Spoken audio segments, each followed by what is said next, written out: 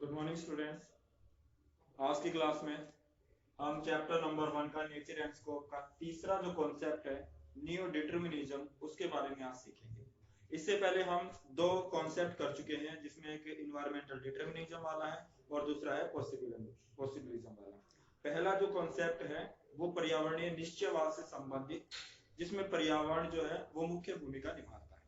दूसरा जो सिद्धांत हमने सीखा वो पॉसिबिलिज्म या संभववाद का था, जिसमें मानव जो है वो मुख्य भूमिका निभाता है। और ये जो नया सिद्धांत है ये इन दोनों का मिला जुला रूप है, जिस सिद्धांत में दोनों को महत्व दिया गया है, प्रकृति के साथ साथ मानव को भी उसमें महत्व दिया गया है। तो ये सिद्धांत क्या कहता है उसके बारे में आज की क्लास है। आज हम सीखेंगे कि नियो डिटर्मिनिज्म जो है वो हमें क्या बताता है। स्टूडेंट्स जो है उनके कमेंट्स आते हैं कि जो इंग्लिश मीडियम और हिंदी मीडियम जो यहाँ पे बोर्ड पे लिखा जाता है वो इंग्लिश मीडियम में लिखा जाता है, लेकिन स्टूडेंट्स मैं आपको बता दूं कि जो एक्सप्लेनेशन की जाती है वो हिंदी और इंग्लिश दोनों में। तो कॉन्सेप्ट को ध्यान से सीखिए और समझे, मीडियम पर ना जाए, हिंदी में है या इंग्लिश में है, अगर आपको कॉन्सेप्ट क्लियर है तो आप आसानी से उसको लिख भी सकते हैं और समझ भी सकते हैं। तो चलिए शुरू करते हैं। टॉपिक है नियो डिटर्मिनिज्म। नियो डिटर्मिनिज्म जो है ये डिटर्मिनिज्म उसका एक नया कॉन्सेप्ट है जो नियो डिटर्मिनिज्म के नाम से जिसको जानते हैं।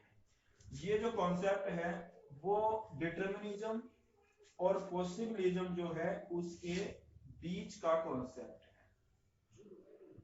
इन्वायरमेंटल डिटर्मिनिज्म में क्या था, कौन ज्यादा महत्वपूर्ण था, नेचर। और पॉसिबिलिज्म में कौन ज्यादा महत्वपूर्ण था, मैन। अगर आपने ये कॉन्सेप्ट नहीं देखे हैं, दोनों पॉसिबिलिज्म और डिटर्मिनिज्म वाले कॉन्सेप्ट अगर आपने नहीं देखे तो मेरी लास्ट वाली जो वीडियो है उसमें आप इन दोनों को क्लियर कर सकते हैं। उसके बाद अगर आप ये कॉन्सेप्ट समझते हैं तो आपको आसानी से कॉन्सेप्ट समझ में आ जाएगा। तो इसमें नेचर और पॉसिबिलिज्म जो है इसमें ह्यूमन बीइंग, इसमें जो मानव है, मैन है, वो इसमें बहुत ज्यादा मुख्य भूमिका रखता है। इसके अलावा ये एक नया कॉन्सेप्ट है जो कि इन दोनों के बाद विकसित किया गया था, इसको कहते हैं नियो डिटर्मिनिज्म। तो ये जो कॉन्सेप्ट है, पहले पॉसिबिलिज्म और डिटर्मिनिज्म वाले कॉन्सेप्ट आए थे, उसके बाद नियो डिटर्मिनिज्म वाला जो कॉन्सेप्ट है वो डेवलप हुआ था।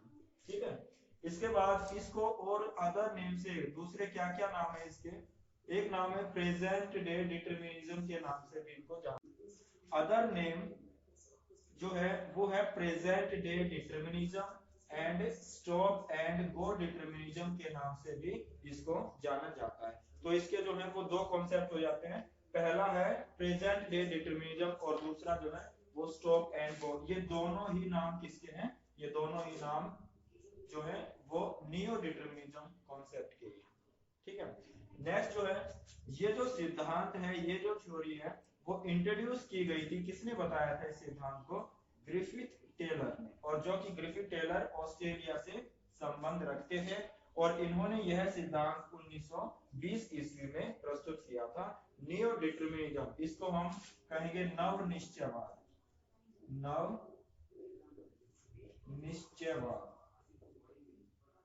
ठीक है स्टूडेंट, इसका नाम क्या है, नव निश्चयवाद। जो सिद्धांत है ये ग्रिफिथ टेलर के द्वारा दिया गया था, जो कि ऑस्ट्रेलिया के रहने वाले थे, और 1920 ईस्वी में इन्होंने ये कॉन्सेप्ट प्रस्तुत किया था। इन्होंने किताब पब्लिश की थी और उस किताब का नाम क्या था, ऑस्ट्रेलिया, जो कि 1948 में इन्होंने ये पब्लिश किए थे। 1948 में ये भी इसी कॉन्सेप्ट को आगे और फर्दर जो एक्सप्लेनेशन है और ज्यादा विवरण जो है 1948 में जो ऑस्ट्रेलिया नामक बुक दी है उसमें इससे और ज्यादा एक्सप्लेनेशन नियो डिटर्मिनिज्म के बारे में की हुई है। नेक्स्ट जो है दिस थ्योरी इज डिस्क्राइब्ड, ये वर्णन क्या करता है, ये थ्योरी जो है वो स्टॉप एंड गो डिटर्मिनिज्म के बारे में वर्णन करती है, जिसमें उसने बताया है कि नेचर जो है उसका प्रभाव मानव के ऊपर पड़ता है। ध्यान देंगे यहाँ पर, जैसे कि ये जो कॉन्सेप्ट है ये दोनों को एक्सप्लेन करता है, ये डिटर्मिनिज्म को भी इंपॉर्टेंस दे रहा है, पॉसिबिलिज्म को भी इंपॉर्टेंस दे रहा है। दोनों की भूमिका, नेचर की भी और मानव की, दोनों की भूमिका का महत्व जो है वो इस सिद्धांत में बताया गया। इसलिए उसने कहा है कि यहाँ पर कि स्टॉप एंड गो जो डिटर्मिनिज्म है, जो इसके अदर नेम मैंने बताए थे यहाँ पे, present day determinism and stop and go determinism, रुको और जाओ निश्चयवाद के बारे में, और आधुनिक निश्चयवाद जो है इसके नाम है। तो यहाँ पर इन्होंने बताया है कि ये जो है इम्पैक्ट ऑफ नेचर, प्रकृति के प्रभाव को मानव के ऊपर दर्शाता है, परंतु इसके साथ साथ यह रिकॉग्नाइज भी करता है, यह जो है मानव स्किल, मेंटल एबिलिटी और मानव की साइंटिफिक जो डेवलपमेंट है उसको भी ये रिकॉग्नाइज्ड, उसको भी ये महत्व देता है। तो ये सिद्धांत जो है स्टॉप एंड गो डिटरमिनिज्म जो है, रुको और जाओ संकल्पना जो है, ये प्रकृति के ऊपर, प्रकृति का प्रभाव मानव के ऊपर, और मानव जो है उसके स्किल, उसकी योग्यता है, उसकी मेंटल एबिलिटी है, इसके अलावा जो वैज्ञानिक विकास जो है, साइंटिफिक डेवलपमेंट है, उसको भी ये महत्व देता है ये सिद्धांत। ठीक है, which man can use to nature, जो कि मानव जो है वो नेचर के लिए इसे यूज करता है और इसको अपनी आवश्यकता के अनुसार इसका उपयोग करता है। अब मानव की जितनी आवश्यकता है उसी आवश्यकता के अनुसार जो है ये सिद्धांत जो है, ये सिद्धांत वर्णन करेगा। ठीक है स्टूडेंट्स, इसके अलावा जो है एक एग्जाम्पल भी इसमें बताया गया है। एग्जाम्पल क्या है? ट्रैफिक लाइट का। ट्रैफिक लाइट जैसे रेड, एम्बर्स और ग्रीन कलर हो जाते हैं ट्रैफिक में, आपने देखा होगा सिग्नल जो होते हैं, रेड होता है, एम्बर्स और ग्रीन, ये 3 सिग्नल होते हैं। तो रेड जो सिग्नल है वो क्या कहता है? स्टॉप, कि गाड़ियां जो है उनको स्टॉप का सिग्नल जो होता है वो क्या है? रेड सिग्नल के द्वारा। और जब टू सेट गो होता है तो वो एम्बर या जो और येलो कलर हो जाता है उसको ये दर्शाता है। और ग्रीन कलर का मतलब होता है अब गाड़ियां चलनी शुरू हो जाती है। तो यहाँ पर एक एग्जाम्पल जो दिया गया है वो ट्रैफिक लाइट का एग्जाम्पल यहाँ पे दिया गया है, जो कि इस सिद्धांत को और ज्यादा बूस्ट करने का काम करता है। अब यहाँ पर क्या क्या मतलब है इनके? रेड क्या मतलब है? रेड का मतलब ये है कि प्रकृति हमें संकेत दे रही है कि स्टॉप, रुक जाओ, कि प्रकृति जो है उसका बहुत ज्यादा विनाश मानव ने कर दिया है, इसलिए प्रकृति यह इंडिकेशन दे रही है, संकेत दे रही है कि अब प्रकृति का ज्यादा उपयोग मत करो, रुक जाए, स्टॉप। दूसरा जो है ये टू सेट गो, अब प्रकृति थोड़ा सा अपने आप को इंप्रूव करने की कोशिश करती है। जब मानव रुक जाएगा तो उसमें प्रकृति जो है वो अपने आप को पहले जैसा बनाने की कोशिश करती है। जब प्रकृति अपने आप को पूर्ण कर ले, या प्रकृति जो है वो अपने आप को पहले जैसा बना ले, जैसे प्रकृति आरंभिक काल में थी जब मानव प्रकृति के ऊपर निर्भर करता था, तो वहां पर जब प्रकृति पहले जैसी हो जाए तो उसके बाद प्रकृति संकेत देगी कि ग्रीन सिग्नल होगा, जो कि ये संकेत होता है कि अब आप प्रकृति का यूज कर सकते हैं। तो ये एग्जाम्पल ट्रैफिक लाइट से जुड़ा हुआ रेड, एम्बर्स एंड ग्रीन जो सिग्नल है उसको नेचर से कोरिलेट करने का प्रयास इस सिद्धांत में किया गया है। नेक्स्ट जो है, ये जो कॉन्सेप्ट है ये बताता है कि neither there is a situation of absolute necessity. इसमें क्या बताया है कि ना तो मानव की इतनी आवश्यकता है, एब्सोल्यूट नेसेसिटी, कि मानव जो है वो अगर प्रकृति का एक समझदारी के साथ प्रयोग करे तब भी, केवल प्रकृति अपनी आवश्यकताएं पूरी करे प्रकृति से। तो यहाँ पर मानव के पास ना तो उसके पास ऐसी परिस्थितियां हैं कि उसकी बहुत ज्यादा आवश्यकता है, प्रकृति का केवल सीमित भी उपयोग करेगा तो अभी मानव जो है वो सरवाइव या जीवन अपना जी सकता है। ये जो एब्सोल्यूट नेसेसिटी है ये किस सिद्धांत को दर्शाता है? इन्वायरमेंटल डिटरमिनिज्म के कॉन्सेप्ट को ये शो करता है। और ना ही मानव के पास ऐसी कंडीशन है कि वो पूरी तरह से स्वतंत्र है, एब्सोल्यूट फ्रीडम। ना तो मानव के पास एब्सोल्यूट फ्रीडम की स्थिति है, बिल्कुल आजाद नहीं है मानव। एब्सोल्यूट फ्रीडम मतलब बिल्कुल प्रकृति का उपयोग करने में स्वतंत्र नहीं है। अगर मानव स्वतंत्र है तो प्रकृति का विनाश करना शुरू कर देगा।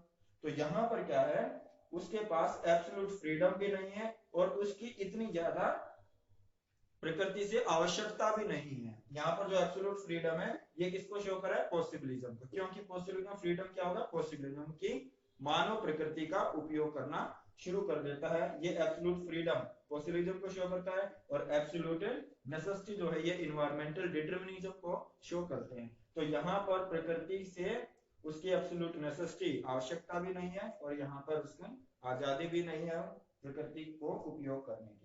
यहाँ पर अकॉर्डिंग टू फ्रांसिस बेकन जो है उन्होंने बताया है इसको एक्सप्लेन करने के साथ साथ इन्होंने अपने विचार रखे हैं कि nature can be conquered only by the obeying her, कि अगर हम नेचर के ऊपर विजय हासिल करना चाहते हैं, कंक्यूर्ड का मतलब विजय हासिल करना चाहते हैं, तो हमें प्रकृति के नियमों के अनुसार चलना पड़ेगा, उसकी आज्ञा का पालन करना पड़ेगा, ओबेइंग हर।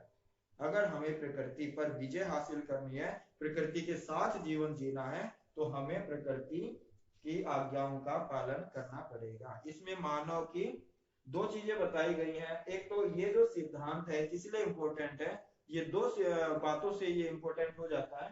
पहला तो है इसमें जो मानव है उसके ऊपर प्रकृति का प्रभाव दर्शाया गया है। यहाँ पर जो ये पॉइंट है जो शो कर रहा है कि प्रकृति का प्रभाव मानव के ऊपर है, लेकिन मानव की समझदारी है कि वो प्रकृति का उपयोग केवल अपनी आवश्यकताएं, नीड जो है, अपनी आवश्यकताओं के लिए ही, जितनी आवश्यकता है केवल उसके लिए उपयोग करें। ज्यादा एक्सेस मात्रा में, एक्सेस जो है क्वांटिटी में प्रकृति का उपयोग ना करें। यहाँ पर मानव को भी महत्व दिया गया है और प्रकृति को भी महत्व दिया है, लेकिन मानव की समझदारी, मानव की जो एबिलिटी है वो यहाँ पर मुख्य हो जाती है कि प्रकृति जो है उसके ऊपर मानव का प्रभाव भी पड़ता है, तो मानव बहुत सोच समझकर प्रकृति जो है उसका उपयोग करें। तो यहाँ पर इसको nature can be conclude only by obeying her, प्रकृति के नियमों का पालन करके ही उस पर विजय हासिल कर सकते हैं। इसका मतलब क्या है, यहाँ पर ये कॉन्सेप्ट ये शो करता है कि नियो डिटरमिनिज्म जो है इसमें दोनों को महत्व दिया गया है, नेचर को भी और ह्यूमन बीइंग्स को भी, दोनों को ये महत्व देता है। इसलिए ये जो सिद्धांत है, ये बाकी दोनों सिद्धांत, पहले वाले जो दोनों सिद्धांत है उससे ज्यादा इंपॉर्टेंट भी हो जाता है, और इसमें वाइड जो क्राइटेरिया रखा है, वाइड जो इसमें खुले जो विचार हैं उनको इसमें शो किया गया है। तो ये है हमारा आज का टॉपिक, नियो डिटरमिनिज्म वाला। तो आपको ये कॉन्सेप्ट कैसा लगा है इसके बारे में आप कमेंट जरूर करें, और मेरी जो वीडियोस होती हैं उनको लाइक शेयर भी करें, और इसमें अगर कोई डाउट है आपको तो उसमें जो है आप मेरे को कांटेक्ट करके भी बता सकते हैं या मेरे साथ डिस्कस कर सकते हैं। ठीक है स्टूडेंट्स, थैंक यू।